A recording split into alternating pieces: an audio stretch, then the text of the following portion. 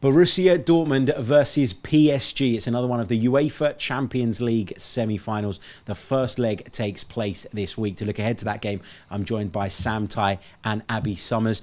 These two sides met in the group stages. PSG running out 2-0 winners at home, but there was a 1-1 draw over in Dortmund. Sam, what's your gut telling you about how this one might go? I think it's going to be chaos, absolute chaos. It was in the first couple of games between them. In fact, the entire group was chaos, wasn't it? I mean, we still look back now. PSG are a semi-finalist. They've done very well to come through a couple of really tough games. They were very nearly out of this competition at the group stage, were it not for a questionable handball call, I think, Tino Livramento. That said, they put up about 4 XG in one game. Bradley Barker missing about 3 open goals in one of the other games. So it really does show you that this has just kept spinning, and it's been wild to watch PSG. And so Dortmund, the ultimate chaos team, and you get this venue, Westfalenstadion. This is going to be carnage, and it's going to be amazing to watch. Thankfully, these games are staggered now in the semi-finals, and we don't have to pick between them. Yeah, absolutely. Abbi, finally. Yeah, finally. Yeah, finally. You're absolutely right. Abbi, I want to ask you about PSG because they're a side that have been built on superstars in recent seasons. Some of those have departed. Kylian Mbappe is obviously still there. But with Luis Enrique coming in as well, it feels like there's a younger, fresher approach.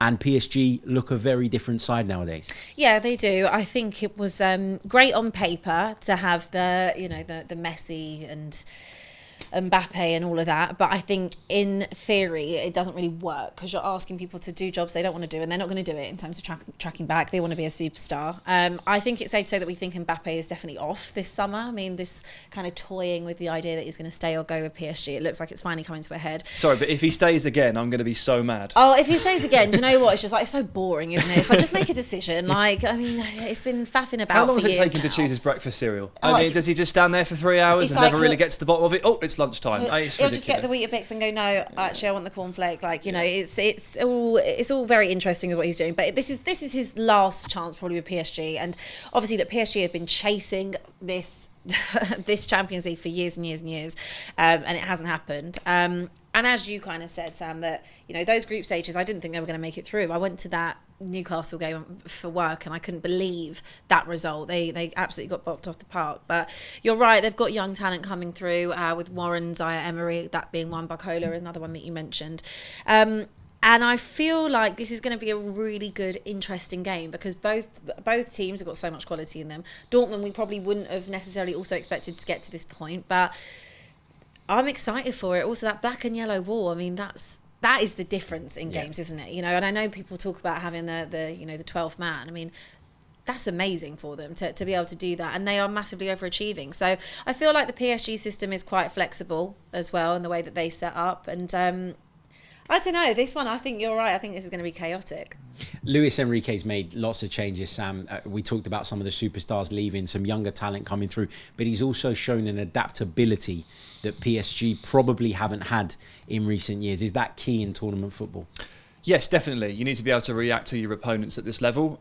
You also just need the base level of work rate to cope at this level. As you kind of mentioned, if you have Messi, Neymar and Mbappe, 3 players there that don't want to do the tracking, 3 players not doing tracking, that is impossible to compete. You're playing with 8. It is impossible to compete at this level. So in getting rid of 2 of those, I think in modern football you can get away with having 1 player who saves his legs for the fresh moments, for the sprints in behind. That's Mbappe. Everybody else mucks in, right? They've bought other forwards for 60, 90 million. Gonzalo Ramos and Rando Colomawani. They work hard. They're workers as well as finishers. So Luis Enrique has very quickly transformed this team into a team. And it's changed shape over the course of the season several times with who the holding midfielder is, who the striker is, how they play. But at least they work for each other now, and it actually looks like a team. I think in the past they've had better players but played worse. Yeah. Now they have, I'm going to say worse players, but I don't mean that disrespectfully, but they function better. It's more of a team now rather than individual brilliance. I mean, obviously you still rely on the likes of Mbappe to pull something out, or, you know, Dembele as well. But I think that this is a more well-rounded team. When I look at the team that Mauricio Pochettino had, I actually thought that was a bit of a poison chalice for him because it should work and everyone expects it to work because of the Neymar, Messi Mbappe. But in theory, it doesn't always work out, as we said. No, it doesn't. I have to say, I didn't see Borussia Dortmund getting to this stage at the start of the competition. They found themselves themselves here, Sam. They've made it through. There's a real intensity about them, particularly out of possession, which has taken me aback a little bit. Are you surprised that they've got to this stage? And how likely is it that they can make it to the final? Yes, I'm surprised. Of all the teams that we're going to be talking about over the course of the Champions League, this team, more than anyone else, needs their home crowd. You mentioned the wall. They need it. They feed off it. But they need it to be able to lift themselves up to a level where they can actually compete with the other teams of the calibre that we're talking about. Because Dortmund are quite clearly the fourth best team left in this competition, of which there are 4 remaining. Like, they need that home atmosphere, which they need to count on in this game to keep themselves in this tie. They needed it against Atletico Madrid. I was surprised that they managed to get through that game. And if you don't kill Dortmund off when you're on top, they will come back at some point. They will surge back into this game and show that energy that you're referencing. Absolutely. I'm just looking at the predicted lineups again, both stacked with talent. But I look at that PSG front three, Dembele, Mbappe and Barcola. That jumps out to me. Yeah. But I think it's their midfield and the functionality of the midfield that has taken them up to another level, Abby. Yeah, I totally agree with you. And looking at those lineups, I mean, it does scream looking at PSG. That would be kind of the favoured team. But it's interesting because I also look at Dortmund and I think about, Karim Adeyemi, he's a great player. Jadon Sancho's been resurgent since leaving Manchester United. But I don't know, looking at PSG's kind of goal scoring, I mean, it's 9 goals, isn't it? Barcola with 2 assists as well, Dembele 4 goals, Mbappe 4 goals and assists. So I feel like I want Dortmund to do it because I just feel like that's the underdog. I love an underdog story, why not? But I think that if we're being honest, maybe we're looking a bit more at PSG, thinking that they've got a bit more quality maybe in and throughout the team. They're less flawed, aren't they, as well? Yeah, they're significantly I think so. less flawed as a team. I love the fullback pairing at PSG. Nuno Mendes and Hakimi are genuinely great. Vitinha is amazing. Yeah. Warren Zaire-Emery is brilliant. The front three is interesting because Mbappe has ended up playing up front, the position he specifically does not like playing.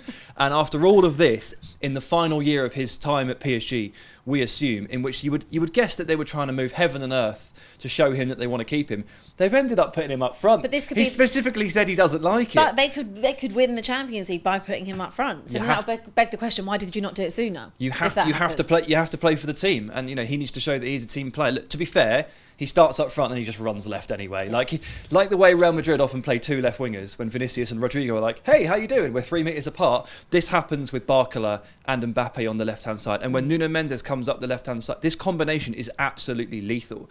And Dortmund don't have the strongest fullbacks, particularly defensively. And you look at the other side, Dembele was the key to victory against Barcelona in the quarterfinals. This game is probably decided down the flanks. Can Dortmund handle those combinations from PSG? And can they handle the speed? I'm going to go ahead and say no. I don't think they can over 2 legs. Completely agree. Abby mentioned the resurgence of Jadon Sancho.